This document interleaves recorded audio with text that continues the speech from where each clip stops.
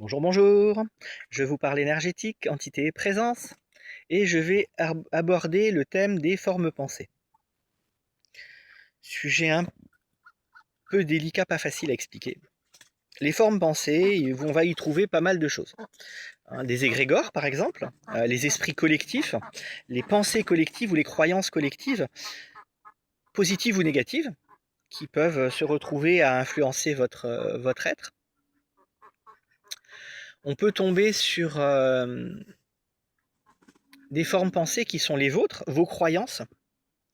Alors, qui sont les vôtres parce que vous les avez acceptées ou que vous les avez pris comme telles, mais qui généralement nous ont été amenés par notre culture, notre religion, notre famille, etc., notre éducation, et qui, à un moment ou à un autre, vont nous bloquer.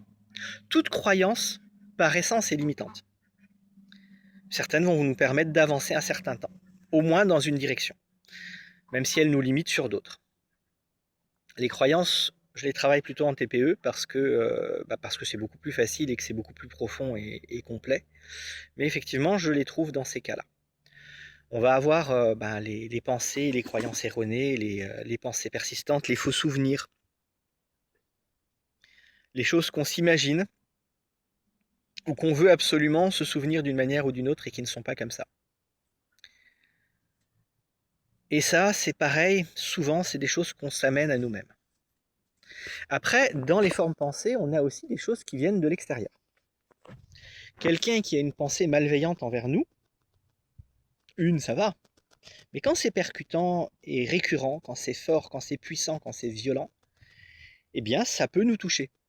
Ça va créer un lien énergétique, un lien émotionnel qui va impacter nos pensées, nos émotions. Couper ce type de lien est relativement facile si on le fait régulièrement et consciemment. Et effectivement, on peut se retrouver régulièrement avec ce genre de problématique.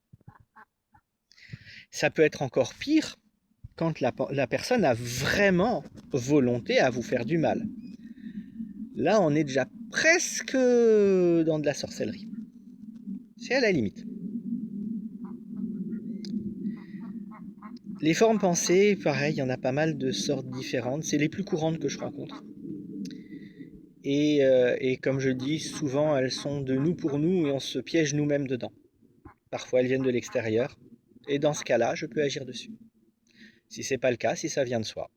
Technique de pacification émotionnelle, c'est la seule solution qui me permette de vous en libérer définitivement. Voilà.